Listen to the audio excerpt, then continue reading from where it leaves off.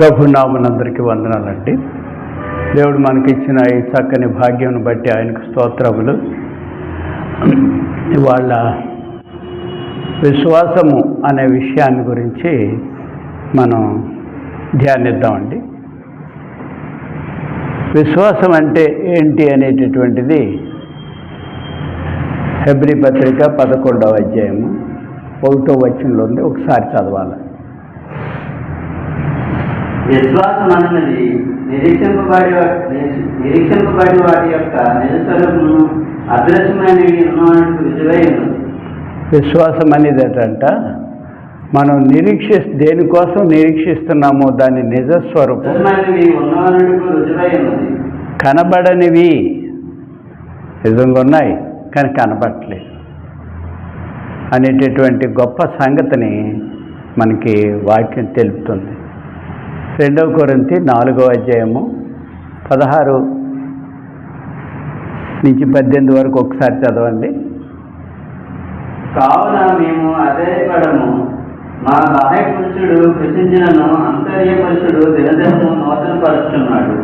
మేము దృశ్యమైన వాటిని చూడక అదృశ్యమైన వాటిని నిదానించి చూస్తున్నాము కనుక క్షణమాత్రం ముందు మా తొలగిన శ్రమ మా కొరకు అంతకంతకు ఎక్కువగా నిత్యమైన మహిమా భారమును కలుగజేస్తున్నది.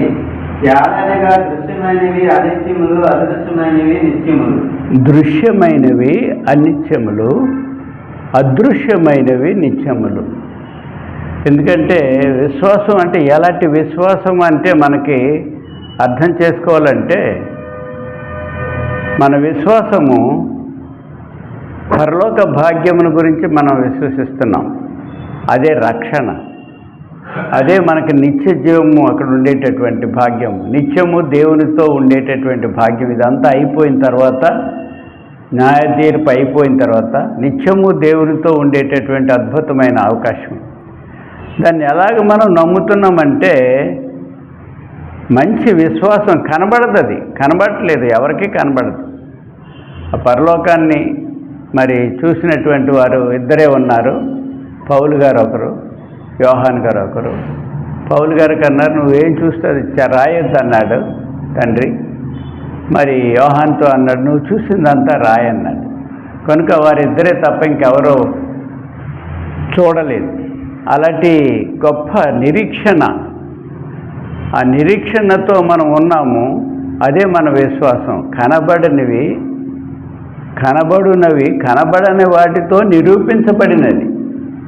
యాటమ్ను గురించి తెలిస్తే యాటమ్ ఎవరికి కనబడదు, కానీ యాటమ్స్ యొక్క సమ్మిళితమే ఒక పదార్థం అన్న సంగతిని సైన్స్కి తెలిసిన వారికి తెలుస్తుంది.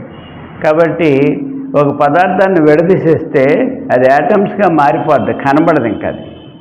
కనుక విశ్వాసం ఎలాంటిది అని అంటే, మన విశ్వాసం మనం కనబడినటువంటి ఆ నిత్య జీవము, పరలోక భాగ్యము మనం పొందుతాం అనే గొప్ప నిరీక్షణ మనకుంది. కనుక అంటున్నాడు ఆయన, ఆ 11వ అధ్యాయం హెబ్రీ పత్రిక 6వ వచనంలో అంటున్నాడు, విశ్వాసం లేకుండా దేవునికి ఇష్టడై ఉండటం అసాధ్యం. దేవుని యొద్దకు వచ్చేవాడు ఆయన ఉన్నాడని, తన వెదివారికి ఫలం దయచేవాడని నమ్మవని కదా. అది విశ్వాసము లేకుండా దేవునికి ఇష్టలై ఉండుట అసాధ్యం. దేవునికి ఇష్టలుగా ఉండాలంటే మంచి విశ్వాసగా ఉండాలి మనం. మన విశ్వాసం ఎలాగున్నది? అచంచలమైన విశ్వాసం అంటారు చూసారా? అచంచలమైన, ఇంకా తిరుగులేనటువంటి విశ్వాసం ఎవరేం చెప్పినా మనం నమ్మకూడదు. ఒకటే, దేవుని వాక్య ప్రకారంగా ఉండుట, జీవించుట, నమ్ముట అనేటటువంటి గొప్ప సంగతుల్ని మనం నమ్ముతున్నాం. కనుక అలాంటి విశ్వాసం మనకున్నప్పుడే దేవునికి ఇష్టలుగా ఉంటామంట. కొంతమంది విశ్వాసుల జాబితా ఇక్కడ 11వ అధ్యాయంలో చెప్పారు. అది మనం ఇంటికి వెళ్ళిన తర్వాత మరి జాగ్రత్తగా చదువుకుంటే విశ్వాసుల గురించి అద్భుతంగా చెప్పబడిన సంగతులు మనం చూడగలం. హానోకు గురించి చెప్తున్నాడు. హానోకట దేవునితో నడిచెను, దేవుడు అతన్ని తీసుకొని పోయాను, అతడు లేకుండా అయిపోయాడు. హేబేలు విశ్వాసముతో శ్రేష్టమైనవి దేవునికి ఇచ్చాడు, కనుక హేబెలు దేవునికి చాలా ఇష్టమైన వాడిగా అయ్యాడు. మన విశ్వాసం ఎలాగుంది? మన విశ్వాసం ఎలాగుందో చూసుకుంటున్నామా? ఆలోచించాలి. ప్రతి ఆదివారం అన్నాడు, మిమ్మల్ని మీరు పరీక్ష చేసుకోండి, ఎలాంటి విశ్వాసంతో మనం ఉంటున్నాము. అలాగే గలతీ పత్రిక 6వ అధ్యాయంలో 4వ వచనంలో 3-4 వచనాల్లో చెప్తున్నాడు, మీ విశ్వాసమును మీరు పరీక్ష చేసుకోవాలట. మనం పరీక్ష చేసుకోవాలి, చూసుకుంటుండాలి ఎప్పుడు మనం సరైన విశ్వాసంలో ఉన్నామా లేదా అనేటటువంటి. ఎందుకంటే విశ్వాసం అంటే చూడనటువంటి విషయాల్ని ఉన్నవనేట ఒక రుజువై ఉన్నది కాబట్టి అది నమ్మటం. పరలోకం ఎవరు చూశారు? వాక్య ప్రకారం ఇద్దరు తప్ప ఇంక చూసిన వారు ఎవరో కనబడలేదు మనకి. మరి ఇప్పుడున్నవారు కానీ ఎప్పుడున్నవారైనా చూశారంటే చూడలేదు. అది ఆ అద్భుతమైనటువంటి విశ్వాసులు ఉండేటటువంటి రక్షణ పొందిన వారు ఉండేటటువంటి గొప్ప ప్రదేశం కాబట్టి అది ఉన్నదని నమ్ముట. కనుక విశ్వాసం లేకుండా దేవునికి ఇష్టలై ఉండుట అసాధ్యమన్న సంగతిని మనం ఆలోచించాలి. విశ్వాసం వలన కలిగే ప్రయోజనం చూడాలి. ఎందుకంటే రోమపత్రిక 1వ అధ్యాయం 16వ వచనం ఒకసారి చూద్దాం. సువార్తను గురించి నేను సిగ్గుపడేవాడిని కాను, ఏలైనగా నమ్ము ప్రతివానికి మొదట యూదునికి గ్రీస్ దేశస్తునికి కూడా రక్షణ కలుగజేయుటకు అది దేవుని శక్తి అయ్యింది. సువార్తను గురించి నమ్ముతున్నావా? విశ్వసిస్తున్నావా? ప్రభు శరీరము ధరించి పరలోక భాగ్యమును విడిచి తండ్రి సన్నిధిని విడిచి ఈ లోకమునకు శరీరధారి అయి వచ్చి మన కోసం 33.5 సంవత్సరాలు జీవించి మరి తన ప్రాణమును బలిగా పెట్టిన సంగతి మనల్ని రక్షించటం కోసం మన పాపములను కడిగివేసి మనల్ని పరిశుద్ధులుగా, నీతిమంతులుగా, పవిత్రులుగా చేయటం కోసం, దేవుని బిడ్డలుగా చేయటం కోసం మనకి ఆయన వచ్చాడన్నదే ఈ సత్య సువార్త. ఈ సువార్తను విశ్వసిస్తున్నావా? ఎందుకంటే నువ్వు సువార్తను విశ్వసిస్తే, నమ్ము ప్రతివాడు రక్షణ పొందుతాడు, పాపము నుండి విడుదల పొందుతాడు. అది విశ్వసించడం వల్ల జరిగే అద్భుతమైనటువంటి కార్యక్రమం ఏంటంటే మనం పాపము నుంచి విడుదల పొందుతామన్న సంగతిని ఆలోచించాలి. రోమపత్రిక 5వ అధ్యాయం 1వ వచనం చూడాలి. కాబట్టి విశ్వాస మూలమున మనము నీతిమంతులుగా తీర్చబడి మన ప్రభువైన యేసుక్రీస్తు ద్వారా దేవునితో సమాధానం కలిగింది. విశ్వాసము ద్వారా మనకి ఎలాంటి విశ్వాసం ఉంది? గట్టి విశ్వాసం ఉందా? విశ్వాసము ద్వారా నీతిమంతులుగా చేయబడి, నమ్మినప్పుడే, విశ్వసించినప్పుడే మనం నీతిమంతులుగా చేయబడతాం. విశ్వాసం లేకుండా దేవునికి ఇష్టలై ఉండుట అసాధ్యం. కాబట్టి ఎలాంటి విశ్వాసం మనకుంది? కనుక ఆలోచించాలన్నమాట. విశ్వాసము ద్వారా నీతిమంతులుగా తీర్చబడుచున్నాము. అపోస్తుల కార్యాలు 10వ అధ్యాయం 43వ వచనం చూడండి. ఆయన యందు విశ్వాసం ఉంచువాడు ఎవడో వాడు ఆయన నామం మూలముగా పాప క్షమాపణ పొందునని ప్రవక్తలందరూ ఆయన గురించి సాక్షిస్తున్నారని. ఆయన యందు ఎవరైతే విశ్వాసం ఉంచుతారో, ప్రభు ఎందుకు వచ్చాడు, ప్రభు ఏమి చేశాడు, మనల్ని ఏమి చేయమన్నాడు అన్న సంగతుల్ని కానీ మనం నిజంగా తెలుసుకొని నమ్మి విశ్వసించి ఆయన చెప్పినట్టుగా చేస్తే పాప క్షమాపణ. పాపం నుంచి ఎవరో మనల్ని తీసివేయలేరు ఈ లోకంలో. కనుక పాపమును తీసివేయటం కోసమే అంత భయంకరమైనటువంటిది మరి పాపం. కాబట్టి దాని నుంచి మనల్ని పాపం నుంచి విడుదల చేయుట కోసమే, పరిశుద్ధులుగా, నీతిమంతులుగా చేయుట కోసమే ఆయన ఈ లోకమునకు వచ్చి తన ప్రాణమును బలిగా ఇచ్చాడన్న సంగతిని నువ్వు విశ్వసిస్తున్నావా, నమ్ముతున్నావా? అది మనం అందరం ఆలోచించాలన్నమాట. అప్పుడు మన పాపములు క్షమించబడతాయన్న సంగతిని.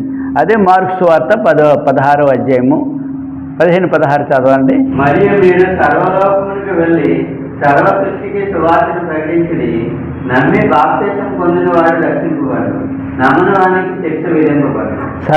శిష్యులకి చెప్తున్నాడు ఆయన వెళ్ళిపోయేటప్పుడు, ఆరోహణమైపోయి వెళ్ళిపోయేటప్పుడు ఆయన చెప్పేది, మీరు సర్వలోకానికి వెళ్ళండి, ఈ సర్వ సృష్టికి ఈ రక్షణ సువార్త.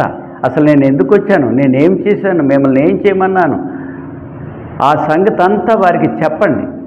సర్వ సృష్టికి సువార్తను ప్రకటించండి. ఎవరైతే నమ్ముతారో, ఎవరైతే ఆయన చెప్పినట్లుగా పాప క్షమాపణ నిమిత్తం బాప్తిసం పొందుతారో, నమ్మి బాప్తిసం పొందినవాడు రక్షింపబడును. రక్షణ అంటే ఇక్కడ ఏంటంటే పాపం నుంచి విడుదల చేయబట్ట, సాతాను బంధకముల నుంచి తప్పించబడట. కనుక విశ్వాసం, ఎలాంటి విశ్వాసం ఉంది? నమ్ముతున్నామా? ఎలా నమ్ముతున్నాం అనే సంగతిని మనం అందరం చాలా గట్టిగా పరీక్ష చేసుకోవాల్సిన అవసరం ఉంటుంది. అపొస్తలుల కార్యాలు 16వ అధ్యాయము 30, 31, 2 వచనాలు చూద్దాం. జైలు అధికారి చెప్పినటువంటి సంగతి. వెలుగులకు తోసుకుని వచ్చి, అయ్యలారా, రక్షణ పొందుటకు నేనేం చేయవలనని. అందుకు వారు, ప్రభువైన యేసునందు విశ్వాసం ఉంచుము, అప్పుడు నీవును నీ ఇంటి వారును రక్షణ పొందుతారని చెప్పి అతనికి అతని ఇంటినున్న వారందరికీ దేవుని వాక్యం బోధించింది. అది అక్కడ జైలు అధికారి జైల్లో మరి పౌలు గారు మరి ఆయనతో ఉన్నటువంటి ఆయన కూడా వాక్యమును ప్రకటిస్తున్నారు. రాత్రి వేళ, అర్ధరాత్రి వేళ భూకంపం వచ్చింది. జైలు తలుపులన్నీ విడిపోయినాయి. మరి అతను అనుకున్నాడు ఇంక వీళ్ళందరూ వెళ్ళిపోయి ఉంటారు. జైలు అధికారి అనుకున్నాడు వీళ్ళందరూ వెళ్ళిపోయి ఉంటారని. కానీ ఎవరో వెళ్ళలేదు. వాక్యమును వింటూనే ఉన్నారు. చూసి ఆశ్చర్యపోయాడు. పౌలు శైలు అక్కడ ఉండటం, వాళ్ళ వాక్యాన్ని చెప్పటం, వాళ్ళందరూ వింటూ, జైల్లో ఉన్నటువంటి ఖైదీలందరూ వింటాం చూసి, ఏంటి ఇంత గొప్ప అవకాశం వచ్చినా పారిపోలేదు, ఇందులో ఏదో అద్భుతం ఉంది అని అప్పుడు పౌలు గారిని అడిగితే, అయ్యా నేను రక్షణ పొందాలంటే ఏం చేయాలి? అప్పుడు అన్నాడు, నీవును నీ ఇంటి వారును ప్రభు అయిన యేసునందు విశ్వాసం ఉంచండి, అప్పుడు రక్షణ పొందుతాడు. విశ్వాసం వలన అద్భుతమైన రక్షణ మనకి ఉంటుందన్న సంగతిని వాక్యం చాలా చోట్ల పట్టి చెప్పటం మనం చూస్తున్నాం. కాబట్టి మన విశ్వాసం, జైలు అధికారి ఆశ్చర్యపోయి ఎంత ఇలా ఉండిపోయారు. కారణం ఏంటంటే అప్పుడు కారణం తెలుసుకున్నాడు. ప్రభువుని గురించినటువంటి వర్తమానం వీరందరూ వింటున్నారు. ఈయన ప్రభు సేవకుడు వీళ్ళిద్దరూ కనుక వీళ్ళు చెప్పే సంగతులను ఇంక వారు విడిచి, ఎంత అవకాశం, గొప్ప అవకాశం, తలుపులన్నీ ఓపెన్ అయిపోతుంటారు, అటాక్ మన ఎగిరిపోతారు అంతే. కానీ వెళ్ళారంటే వెళ్ళలేదు. కనుక అప్పుడు ఆయన వారి దగ్గర అన్నారు, అయ్యా నేను నా ఇంటి వారు రక్షణ పొందాలంటే ఏం చేయాలి? ప్రభు అయిన యేసునందు విశ్వాసం ఉంచండి. విశ్వాసం అనేటటువంటిది నమ్ముట. ఎలా నమ్ముతున్నావు? అచంచలమైన మంచి దృఢమైన విశ్వాసంను మనం పెంచుకోగలుగుతున్నామా? బాగా ఆలోచించాలి మనం. దాని గురించే మరి ఇక్కడ చెప్తున్నాడు. రోమపత్రిక 3వ అధ్యాయము 21 నుంచి చదవాలా. ఇట్లుండగా ధర్మశాస్త్రమునకు వేరుగా దేవుని నీతి బయలుపడుతున్నది. దానికి ధర్మశాస్త్రము ప్రవక్తలు సాక్ష్యమిస్తున్నారు.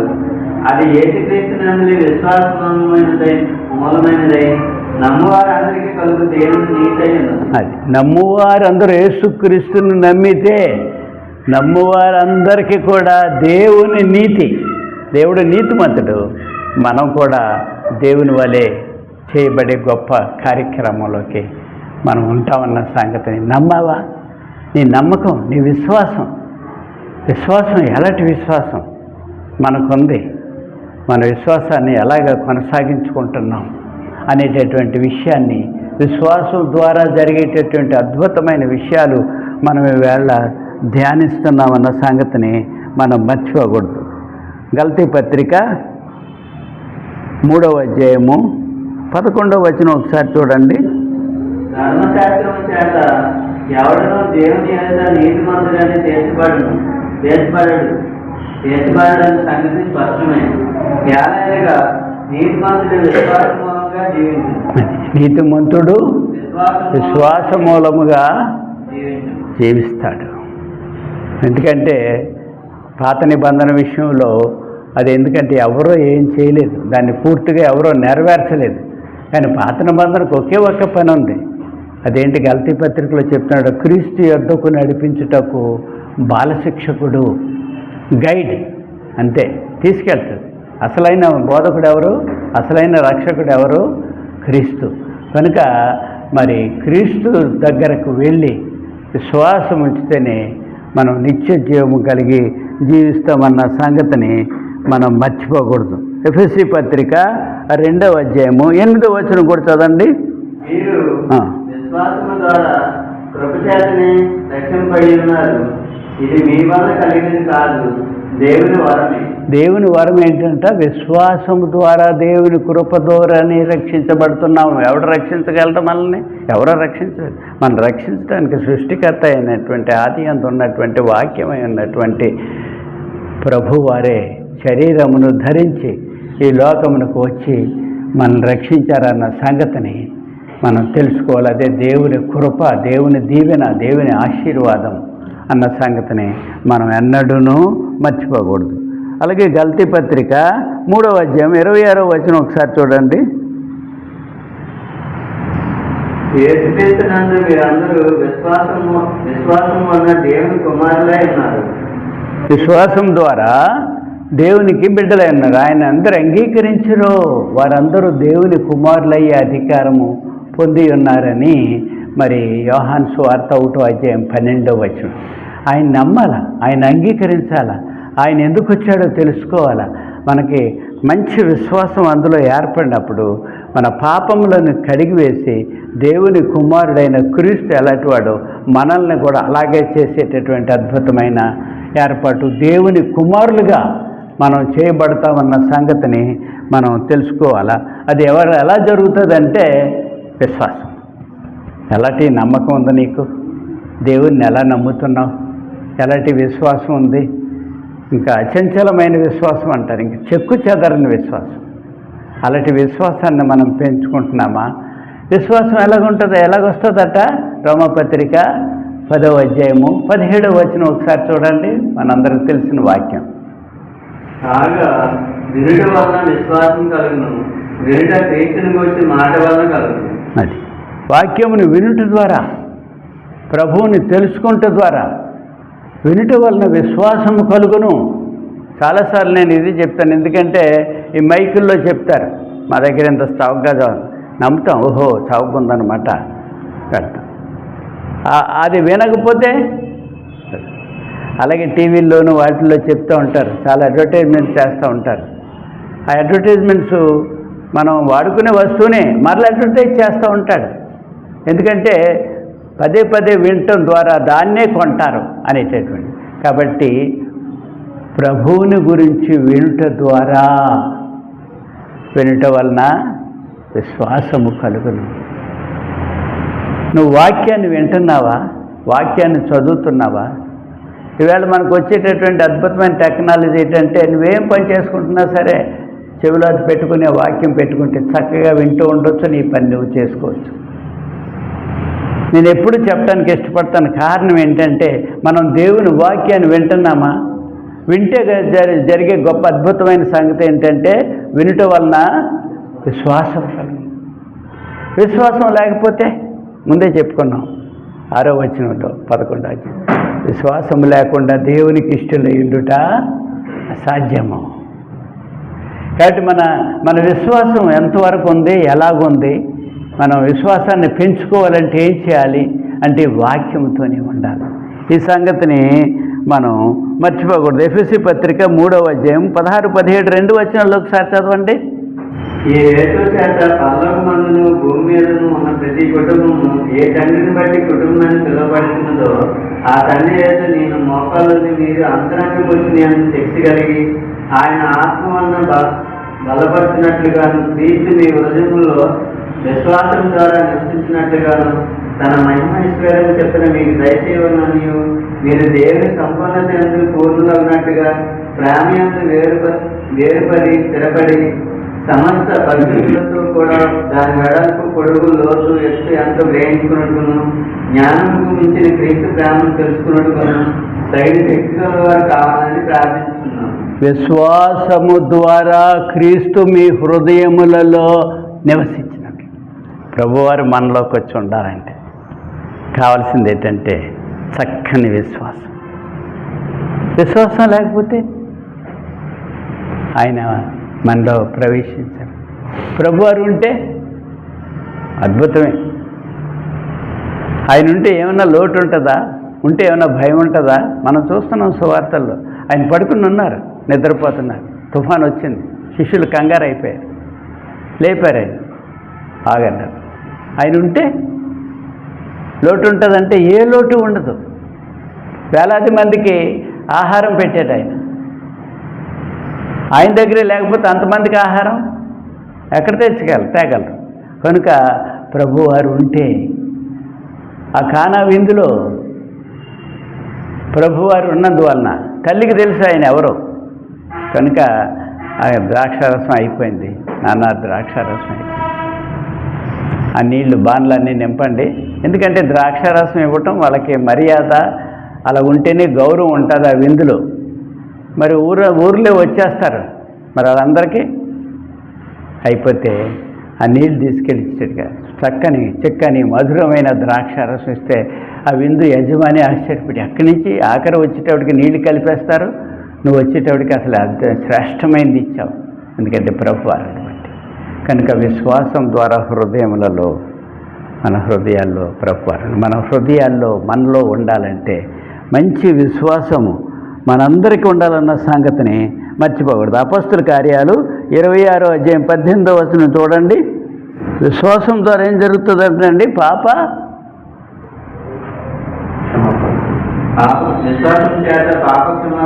పాపక్షమాపణ, పరిశుద్ధపరచుట, పరిశుద్ధులకు ఉండే స్వాస్థ్యము, పరలోక భాగ్యము. విశ్వాసము ద్వారా పాపములను కడిగివేయబడి పరలోక భాగ్యమును పొందేటటువంటి గొప్ప భాగ్యం మనకు కలుగుతుంది. అందుగురించే మరి అపొస్తలుల కార్యాలు 15వ అధ్యాయం 9వ వచనం చూడండి. విశ్వాసము వలన పవిత్రపరిచి మనకును వారికి ఏ వేదనను కనపరచలేదు. విశ్వాసము ద్వారా హృదయాలు పవిత్రపరచబడతాయట. హృదయాల్లో చాలా కుళ్ళుండిపోతుంటుంది చాలామందికి. అది పవిత్రపరచబడాలంటే మంచి విశ్వాసము మనం పెంచుకోగలిగి ఉండాలి. విశ్వాసం ఎలాగొస్తుందంటే వినుట ద్వారా, వాక్యమును వినుట ద్వారా, ప్రభువుని గురించి తెలుసుకున్నట ద్వారా, ప్రభు ఎవరు, ఏం చేశారు, ఏం చేయమన్నారు అనే ఈ సంగతులన్నీ మనం తెలుసుకుంట ద్వారా మన విశ్వాసం రోజు రోజుకి అభివృద్ధి పొందుతుందన్న విషయాన్ని మరి మనం అందరం ఎఫెసీ పత్రిక 3వ అధ్యాయం 12వ వచనం ఒకసారి చూడాలి. ఆయన యందు విశ్వాసం చేత ధైర్యమును, నిర్భయమైన ప్రవేశమును ఆయన్ని బట్టి మనకు కలిగి ఉన్నది. విశ్వాసం ద్వారా అంట ధైర్యము, నిర్భయమైన పరలోక ప్రవేశము అది అక్కడ మనకి కలుగుతుందన్న సంగతిని మనం ఎన్నడూ మర్చిపోకూడదు. 2వ కొరింథీ 1వ అధ్యాయం 24వ వచనం చూడండి. మీ విశ్వాసము మీద మేము ప్రభువులమని ఇలాగ చెప్పట్లేదు, కానీ మీ ఆనందమునకు సహకారులమై ఉన్నాం. విశ్వాసం చేతనే మీరు నిలకడగా ఉన్నారు. అది విశ్వాసం ఉంటేనే దేవుని యందు స్టడీగా ఉంటాం, అచంచలంగా ఉంటాం. ఇంకెవరేం చెప్పినా నమ్మం. ఈ రోజుని అప్పుడు ఉన్నారు దుర్బోధకులు, ఇప్పుడు కూడా చాలా ఎక్కువైపోతున్నారు. చాలా యేసుక్రీస్తే దేవుడు కాదనే దుర్బోధకులు ఎక్కువైపోతున్నారు. కనుక మనం అది స్టడీగా ఉండాలంటే, నిలకడగా ఉండాలంటే మనకు ఉండవలసింది ఏంటంటే మంచి విశ్వాసం. విశ్వాసం ఎలాగొస్తుంది మరలా గుర్తుంచుకోవాలా. వాక్యమును వినటం వలన క్రీస్తుని గురించి క్రీస్తుని తెలుసుకుంటూ ఉండాలా, చదివించుకోవాలి, చదువుతూ ఉండాలా, వింటూ ఉండాలా, ధ్యానిస్తూ ఉండాలా. అందుకే దివారాత్రాలు ధ్యానించాలన్నారు. పిల్లల్ని స్కూల్లో చేరుస్తాం. నేను ఎప్పుడు ఇదే చెప్తాను. స్కూల్లో చేస్తారు, టీచింగ్ చేస్తారు, ట్యూషన్ పెట్టిస్తావు, మళ్ళీ ఇంటి దగ్గర కూడా చూస్తావు. ఎందుకు 3 సార్లు జరుగుతుంది. పిల్లోడు చాలా అలసిపోతుంటాడు. కానీ నీ దృష్టి ఏంటంటే బాగుపడాలమ్మా పిల్లలు, బాగా చదవాలా, గొప్పవారు అవ్వాలా. కనుక మనము కూడా దేవుని యందు నిలకడగా ఉండాలి, విశ్వాసంలో బలముగా ఉండాలి. అంటే దేవుని వాక్యాన్ని మనం నిరంతరము తెలుసుకుంటూ ఉండాలన్న సంగతిని మనం ఆలోచించాలి. ఎందుకంటే మరి ఫిలిప్పీ పత్రిక 1వ అధ్యాయం 25వ వచనం చూడండి. మరియు ఇచ్చిన నమ్మకము కలిగి నేను మరలా మీతో కలిసి ఉండుట చేత నన్ను గూర్చి క్రీస్తు యేసునందు మీకున్న అతిశయము అధికమగునట్లు మీరు విశ్వాసనందు అభివృద్ధి ఆనందమును పొందు నిమిత్తము నేను జీవించి మీ అందరితో కూడా కలిసి ఉందని నాకు తెలియదు. విశ్వాసమునందు అభివృద్ధి, ఆనందము రెండూ కలుగుతాయట. దేవునిలో అభివృద్ధి చెందుతాడు, సంతోషానందములతో ఉంటాడు. ఈ రెండు జరగాలంటే మంచి విశ్వాసము మనలో ఉండాలి. కాబట్టి విశ్వాసాన్ని ఎలా పెంచుకుంటున్నాం, మన విశ్వాసం ఎలా ఉంది పరీక్ష చేసి చూడాలి. మన విశ్వాసాన్ని మనం పరీక్ష చేసుకోవాలట. ప్రతి ఆదివారం ఇచ్చాడు. మిమ్మల్ని మీరు పరీక్ష చేసుకోండి, ఎలాగున్నారు, విశ్వాసంలో బాగున్నారా? కాబట్టి మన విశ్వాసాన్ని కాపాడుకోవటానికి మనం చేయవలసినటువంటి ప్రయత్నాలు. విశ్వాసం ద్వారా అద్భుతమైనటువంటి జీవితం మనకు కలుగుతుంది. విశ్వాసం ద్వారా ప్రభు మన హృదయంలో ఉంటాం. విశ్వాసం ద్వారా పరలోక భాగ్యం పొందుతా. విశ్వాసం లేకుండా దేవునికి ఇష్టడై ఉండుట అసాధ్యం. కనుక మనం ఎలాగా మన విశ్వాసాన్ని పెంచుకోవాలి అనే సంగతిని వాక్యము ద్వారానే మనం తెలుసుకోవాలి తప్ప విశ్వాసం యొక్క అద్భుతమైనటువంటి కార్యక్రమాలని మనం చూడగలుగుతున్నాం. అందుకే అంటున్నాడు, ఈ విశ్వాసమునకు కర్తయు దాన్ని కొనసాగించువాడు అని యేసు వైపు చూచుతూ. హెబ్రీ పత్రిక 12వ అధ్యాయము 1 నుంచి చదవండి. హెబ్రీ పత్రిక. ఎంత గొప్ప సాక్షి సమూహము మేఘములై మనల్ని ఆవరించినందున మనము కూడా ప్రతి భారమును సులువుగా చిక్కులు పెట్టి పాపను విడిచిపెట్టి విశ్వాసమునకు కర్తయు దాన్ని కొనసాగించేవాడినైన యేసు వైపు చూచు మన యేసు ఉంచబడిన పన్నులో ఓపికతో పరిగెత్తదు. సులువుగా చిక్కులు పెట్టడి పాపాలు కొంచెం సులువుగా మనల్ని వాళ్ళతో పట్టించాడు. తల్లి అయినటువంటి అవ్వను అలాగే కదా. ఇది నిజమా అంటే ఏది బాబాను, తింటే చనిపోతారని మీ దేవుడు చెప్పాడట కదా, మరి తిని చూడు అంటే ఆవిడకి ఎవరి మాట నమ్మాలి? ఆవిడ అసలు యాక్చువల్గా తండ్రి మాట నమ్మాలి. కానీ తిని చూసింది. దేవుడు ఏం చెప్పాడు, తండ్రి ఏం చెప్పాడు? తినొద్దు, తింటే చనిపోతావు. తింటే అక్కడ చనిపోవుట అనగా దేవుని నుంచి దూరం అయిపోవుట, ఆత్మీయమైనటువంటి పతనం. తెలుసుకోగలిగిందా? తెలుసుకోలేదు. తిన్నది దేవుని నుంచి ఇద్దరు దూరం అయిపోయారు, పాపంలో పడిపోయారు. కనుక మనం ఆలోచించాలంటే విశ్వాసము అనేటటువంటిది ఎలాగుంది? సులువుగా చిక్కులు పెట్టిడి పాపములను విడిచి విశ్వాసమునకు కర్తయు దానిని కొనసాగించువాడునైనా యేసు వైపు. నీ దృష్టి, నా దృష్టి, మనందరి దృష్టి యేసు వైపు ఉండాలి. ఆయన ఏం చెప్పాడు, ఆయన ఎలా జీవించాడు, మనల్ని ఎలా జీవించమన్నాడు, మనల్ని ఎలా జీవిస్తున్నాం, మనల్ని మనం పరీక్ష చేసుకుంటున్నామా, మన విశ్వాసాన్ని మనం జాగ్రత్తగా కాపాడుకొనగలుగుతున్నామా, విశ్వాసాన్ని అభివృద్ధి పరచుకోగలుగుతున్నామా, ఆయన గురించి తెలుసుకుంటూ వినుట ద్వారా విశ్వాసం అభివృద్ధి పొందుతుంది. కాబట్టి ఎంతవరకు చేస్తున్నాము? దేవారాత్రులు ధ్యానించమన్నాడు. కారణం ఏంటంటే మన విశ్వాసంలో అభివృద్ధి పొందుట అనేటటువంటిది. ఈ సంగతులు మనం గుర్తుంచుకుంటున్నామా? కనుక అంటున్నాడు, విశ్వాసమునకు కర్తయు దానిని కొనసాగించువాడునైనా యేసు వైపు చూచు. ఇది పరుగు పందెం. ఈ ప్రపంచంలో మనం జీవించడం అనే దాన్ని దేంతో పోల్చాడంటే పరుగు పందెంతో పోల్చాడు. ఈ పరుగు పందెంలో మనం ఎలా ఉండాలా? పరిగెట్టేవాడిని చూడండి, రన్నింగ్ రేసులు చూస్తూ ఉంటాం, సరదాగా ఉంటుంది మనకి. యవనస్తులు పరిగెడుతూ ఉంటారు. అటు ఇటు ఎవడన్నా చూస్తాడా? చూడ్డు. ఓసారి చదివాను నేను, ఒలింపిక్స్లో ఒక షూ ఊరిపోయిందంట. టక్కున ఇంకో తీసేసి టక్మని పరిగెత్తాడంట, ఫస్ట్ వచ్చేసాడట ఒలింపిక్స్లో. మరి అలా కాకుండా అది వేసుకుందాం అనుకుంటే లేట్ అయిపోతాడు ప్రైజ్ పొందలేదు. కనుక మనము కూడా ఈ ప్రపంచంలో ఈ విశ్వాస పోరాటంలో సులువుగా చిక్కులు పెట్టిడి పాపములను విడిచి విశ్వాసమునకు కర్తయు దాన్ని కొనసాగించువాడైన యేసు వైపు చూస్తూ ఆయన వైపే చూడాలా, ఆయన గురించి తెలుసుకోవాలా, ఆయన గురించి అన్నీ చదవాలా, ఆయన ఏం చేశాడో మనం జ్ఞాపకం ఉంచుకోవాలా, మనల్ని ఏం చేయమన్నాడో అది జ్ఞాపకం ఉంచుకోవాలా, మనం ఎలా చేస్తున్నామో చూసుకోవాలా, మన విశ్వాసాన్ని మనం పరీక్ష చేసుకోవాలి. ఆలోచిద్దాం ఎలాంటి విశ్వాసంతో మనం కొనసాగుతున్నామో.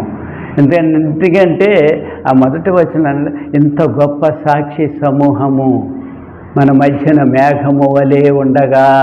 11వ అధ్యాయము హెబ్రీ పత్రిక 31-32 చదవండి. విశ్వాసమును బట్టి రాహాబు వేశ్య మిగిలిన వారిని సమాధానముగా చేసుకున్నందున అవిధేయంతో పాటు నశింపకపోయింది. ఇకను ఏమి చెప్పదును? గిద్యోను, బరాకు, సంసోను, యాఫ్తా, దావీదు, సమీరులను వారిని గూర్చి ప్రవక్తలను గూర్చి యోచించుటకు సమయం చాలదు.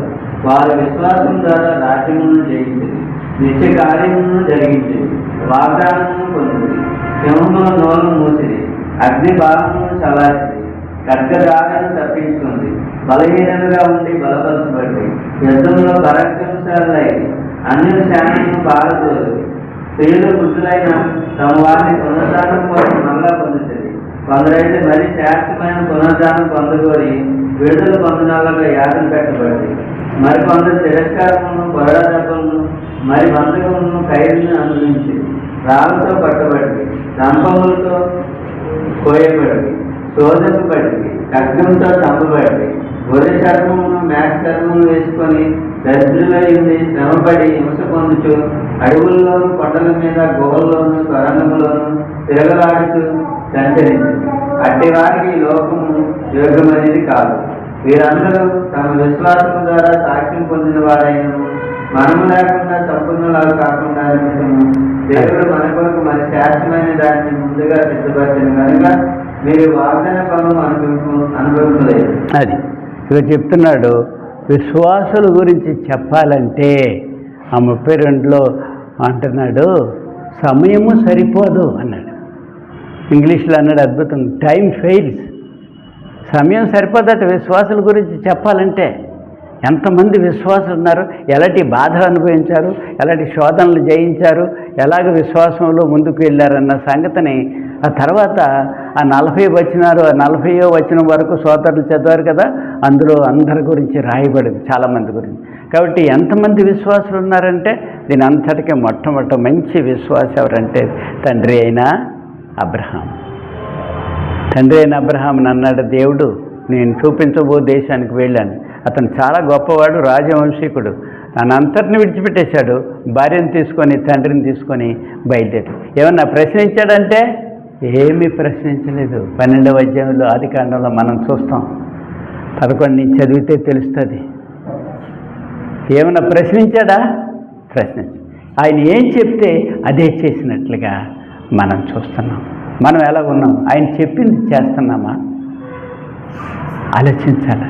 ఎలాంటి విశ్వాసం మనలో ఉంది? విశ్వాసుల లిస్టు చెప్పాడు, ఎంతో సమయము సరిపోదట. ఎందుకంటే ప్రకటన గ్రంథంలో ఉంది, ఆ యెరూషలేములో, నూతన యెరూషలేము అనే పరలోక పట్టణంలోనంట చూస్తే లెక్కకు విస్తారమైన అన్కౌంటబుల్ పీపుల్ ఉన్నారట రక్షణ పొందినవారు. ఎవరు లెక్కించలేరట, అంతమంది విశ్వాసాలు అక్కడ చేరారు. మనం ఎలాగున్నాం? అందులో ఉంటామా? ఆలోచించుకోవాలి. ఎందుకంటే విశ్వాసమును బలపరచుకోవాలా, అభివృద్ధి పరచుకోవాలి. అప్పుడు క్రీస్తు విశ్వాసం ద్వారా మన హృదయంలో జీవిస్తాడు. పరిశుద్ధత, పవిత్రత, నీతి కలుగుతుంది. మరి మనకు ఎలాంటి విశ్వాసం ఉంది ఒకసారి ఆలోచించాలి. విశ్వాసుల గురించి చెప్పాలంటే మరి సమయం సరిపోదన్నాడు. చాలామంది విశ్వాసులు ఉన్నారు, కానీ ఇక్కడ మనం ఒక 4 గురించి చెప్పుకుందాం. ఎందుకంటే దానియేలు గ్రంథంలో అద్భుతమైనటువంటి వ్యక్తులు 4 ఉన్నారు.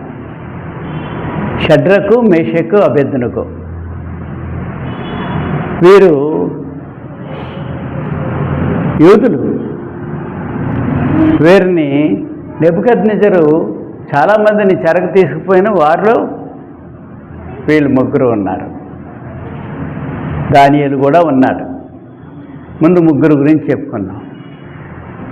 ఒక రూల్ పెట్టాడు. ఎందుకంటే వీళ్ళకి ఎలాంటి ట్రైనింగ్ ఇచ్చారంటే ఐఏఎస్ అంటారు కదండి మనకి, అంతకన్నా పెద్ద ట్రైనింగు వాళ్ళకు ఉండేదట.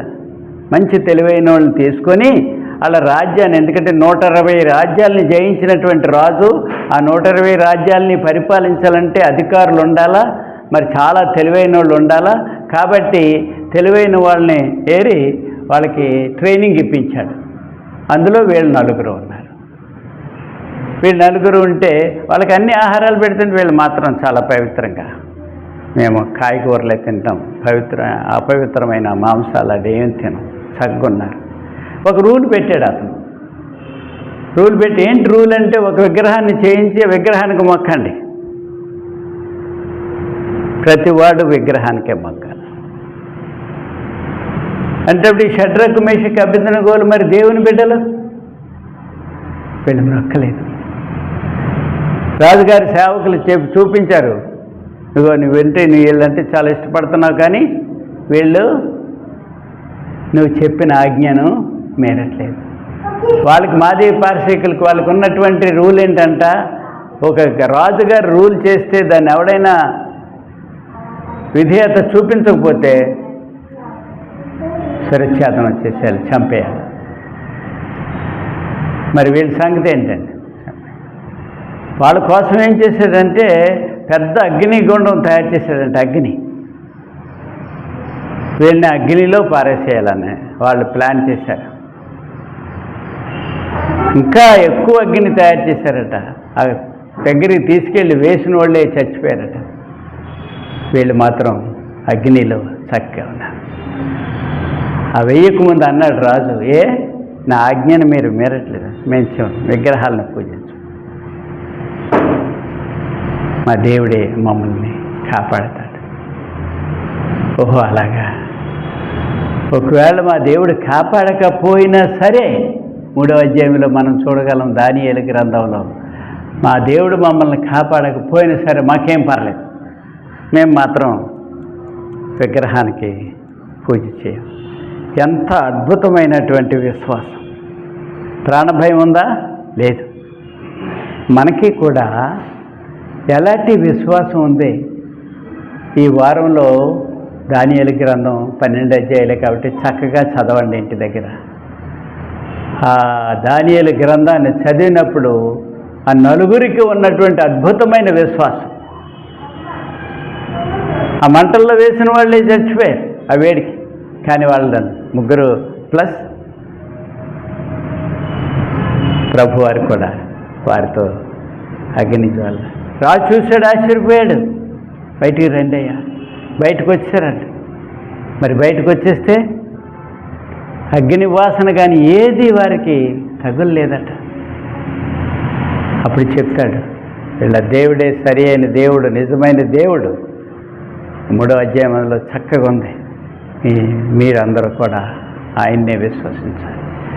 వాళ్ళ విశ్వాసం వలన వాళ్ళు రక్షణ పొందటమే కాకుండా అనేకులకు రక్షణకు కారకుడయ్యారు. మనం ఆలోచించాలన్నమాట. మనం కూడా మన విశ్వాసం ఎలాంటిది ఉంది? మనకి మంచి విశ్వాసం మనం పెంచుకుంటూ ఉంటే మన ద్వారా అనేకులు పాప విమోచన, పరిశుద్ధత, పవిత్రత, నిత్య జీవము, దేవుని బిడ్డలయ్యే అద్భుతమైనటువంటి భాగ్యాన్ని పొందుతారు.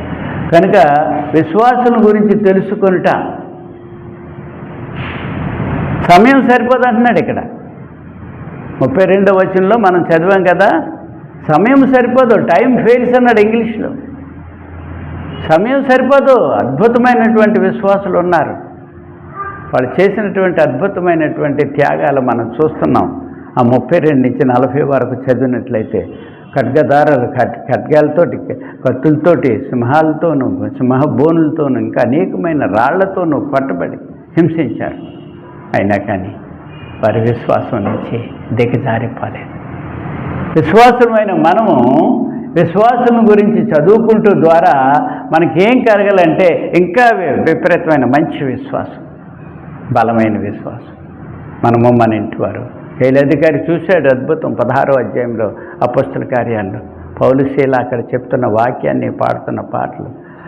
వాడట అద్భుతంగా అది ఎలాగంటే కాళ్ళు చాపాలట, కూర్చోబెట్టి ఆ 2 కాళ్ళని 2 రంధ్రాలున్న దీంట్లో పెడతారట. అలా చేయి చావాలట. ఆ 2 రంధ్రాలున్న కర్రలో పెట్టి తాళమేసేస్తారంట. ఎటు తిరగటానికి కుదరదు, ముందుకు కానీ వెనక్కి కానీ. అలాగా జైలట. అది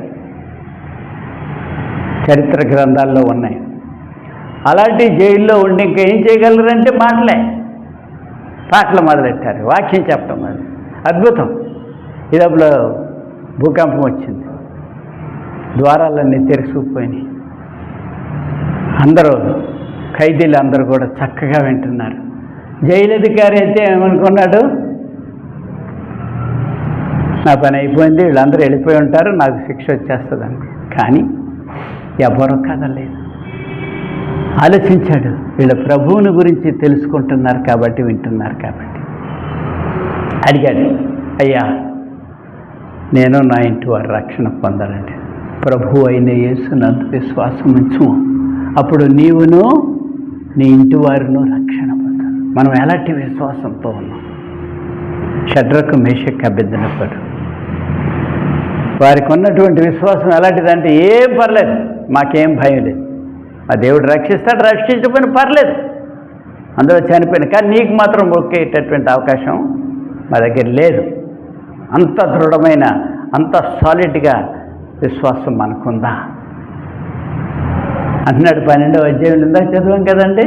సులువుగా చిక్కులు పెట్టిడి పాపములను విడిచి విశ్వాసమునకు కర్తయు దానిని కొనసాగించువాడునని యేసు వైపు చూచుతూ ఈ విశ్వాస పరుగు పందెంలో మనం ముందుకెళ్ళాలి.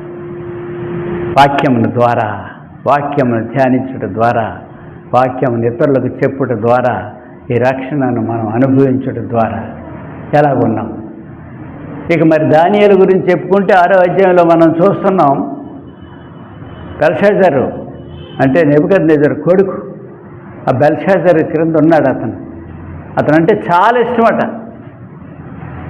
దానియేలు గ్రంథం 6వ అధ్యాయం చదువుకుంటే తెలుస్తుంది, ఇంటికి వెళ్ళిన తర్వాత చదువుదాం.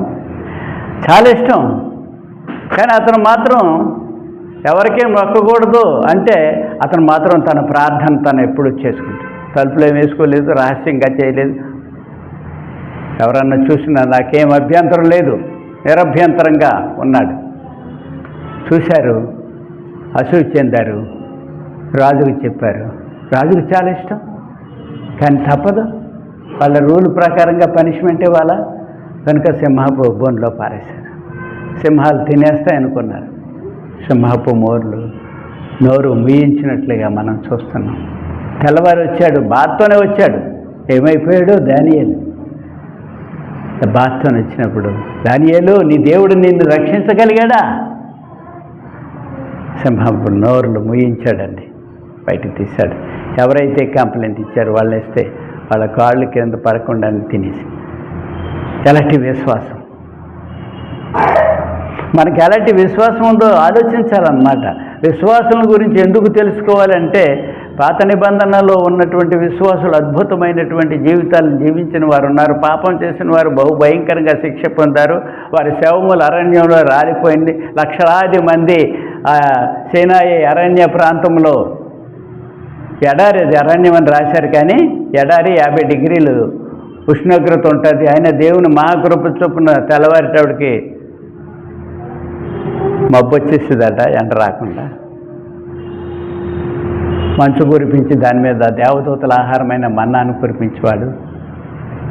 శుభ్రంగా చూశాడు. చెప్పులు అరిగిపోలేదు, బట్టలు చిరిగిపోలేదు, చెమట రాలేదు, ఏమి అలసట రాలేదు. 40 సంవత్సరాల అయినా కానీ దేవుని మాట సంపూర్ణంగా వినలేకపోయారు, విశ్వాసాన్ని కాపాడుకోలేకపోయారు. అందువల్ల లక్షలాది మంది అక్కడ చనిపోయినట్లుగా మనం వాక్యంలో చూస్తున్నాం. మనం ఆలోచించాలన్నమాట, మనకి ఎలాంటి విశ్వాసం ఉంది? దానియేలు చెప్పాడు, నాకేం అవ్వలేదు, నా దేవుడు నన్ను కాపాడాడు. షడ్రకు, మేషకు, అబేద్నెగో, దానియేలు, వీరి చరిత్రను మనం దానియేలు గ్రంథంలో చూడగలం. అలాగే పాత నిబంధనలు అనేక మంది విశ్వాసులు ఉన్నారు. ఆ విశ్వాసుల యొక్క జీవితాన్ని మనం చదివినప్పుడు మన విశ్వాసం ఇంకా దృఢముగా అవుతుంది. మనం ఏ పనులు చేసుకున్న వారు అన్యులతోనే కదా పనిచేశారు, అయినా కలిసిపోయారు, అన్యులతో కలవలా. మనం కూడా ఆలోచించాలా. సులువుగా చిక్కులు పెట్టిడి పాపములను విడిచి విశ్వాసమునకు కర్తయు దాన్ని కొనసాగించువాడైన యేసు వైపు మన దృష్టి అంతా ప్రభు వైపే ఉండాలి. ఆయన ఏం చెప్పాడు, ఆయన ఏం చేయమన్నాడు, ఆయన ఏం చేశాడు, మనం ఏం చేస్తున్నాం, మనం ఎలా జీవించాలి, ఇవన్నీ ప్రభు అద్భుతంగా మనకి చెప్పినట్లుగా చూస్తున్నాం. కనుక ప్రియ సహోదరులారా, మన విశ్వాసం ఎలాంటిది, ఎలా కాపాడుకుంటున్నాం? యాకోబు పత్రిక 2వ అధ్యాయము 26వ వచనం ఒకసారి చూడండి. ప్రాణం లేని శరీరం వెలుగు మృతము, అలాగే క్రియలు లేని విశ్వాసము మృతము. అది క్రియలు లేని విశ్వాసం. విశ్వాసం ఉండాలా? వాక్యం ఏం చెప్తుంటే అలాంటి క్రియలన్నీ చేయగలిగి ఉండాలి. ఒకవేళ కేవలం విశ్వాసం ఉంది, బాగా నమ్మావు, కానీ ఏం చేయలేకపోతే, ఆయన చెప్పినట్లుగా చేయలేకపోతే, అదే యాకోబు చెప్తున్నాడు. విశ్వాసం ఉండాలి, అవసరమే. కానీ విశ్వాసంతో పాటు ఏముండాలట? క్రియలు. మనకి విశ్వాసులుగా ఎలా జీవిస్తున్నామో, వాక్య ప్రకారంగా జీవిస్తున్నామా ఆలోచించాలి. అలాగే 1 కొరింథీ 13వ అధ్యాయము మొదటి 2 వచనాలు ఒకసారి చూడండి. మనుషుల భాషలతోనూ దేవదూతల భాషలతోనూ నేను మాట్లాడినను, ప్రేమ లేని వాడినైతే నోవుడు కంటిని వెలగలనాడు కాలమునైనను, ప్రవచించి కృపావారం కలిగి మర్మములన్నీ జ్ఞానమంతియు ఎరిగిన వాడినైనను, కొండలను పెగలింపగల పరిపూర్ణ విశ్వాసం గలవాడినైనను, ప్రేమ లేని వాడినైతే నేను ఎదురు. మంచి విశ్వాసం, కొండలను పెకలించగలిగినటువంటి విశ్వాసం ఉన్నా సరే మనకేముండాలంటే ప్రేమ ఉండాలి. ఎందుకంటే దేవుడు ప్రేమ అయి ఉన్నాడు. ప్రేమ అంటే ఏముండాలి? మనతో దేవుడు ఉండాలా? దేవుడు మనలో ఉన్నాడా? మనతో ఉన్నాడా? ఎంతో విశ్వాసం ఉంది, కానీ నీకు ప్రేమ లేకపోతే, విశ్వాసము, నిరీక్షణ, ప్రేమ, ఈ 3 నిలుచును, వీటిలో శ్రేష్టమైనది ప్రేమయే. 13వ అధ్యాయం ఆఖరి వచనంలో చెప్తున్నాడు. కనుక దేవుని ప్రేమ మనం కలిగి, గొప్ప విశ్వాసము కలిగి, దేవుని చిత్తానుసారంగా క్రియలు కూడా మనం చేసుకుంటున్నప్పుడే అద్భుతమైన ఈ పరుగు పందెంలో మనం ముందుకు వెళ్ళగలం. కనుక ప్రియ సోదరులారా, మనం అందరం ఆలోచించాలి, మనం ఎలాంటి విశ్వాసంతో ఉన్నాం, మన విశ్వాసాన్ని మనం అభివృద్ధి పరచుకుంటున్నామా, మన విశ్వాసాన్ని మనం కాపాడుకుంటున్నామా? ఈ విశ్వాసంతో పాటు విశ్వాసులు ఎలా జీవించాలో వాక్యం ఉంది కాబట్టి ప్రభువారు చెప్పినట్లుగా వాక్య ప్రకారంగా మనం జీవిస్తున్నామా ఆలోచించాలి. కాబట్టి మనల్ని మనం పరీక్ష చేసుకుందాం, వాక్య ప్రకారంగా జీవిద్దాం, మంచి విశ్వాసంలో ముందుకెళ్దాం. దీనికి అంతటికీ ముఖ్యంగా ఒకే ఒక్క సూత్రం, విశ్వాసమునకు కర్తయు దానిని కొనసాగించువాడునైనా యేసు వైపు చూచుతూ ఈ విశ్వాస పోరాటంలో, పరుగు పందెంలో ముందుకు పరిగెడదాం. దేవుడి వాక్యమును దీవించును గాక. అందరికీ వందనాలు.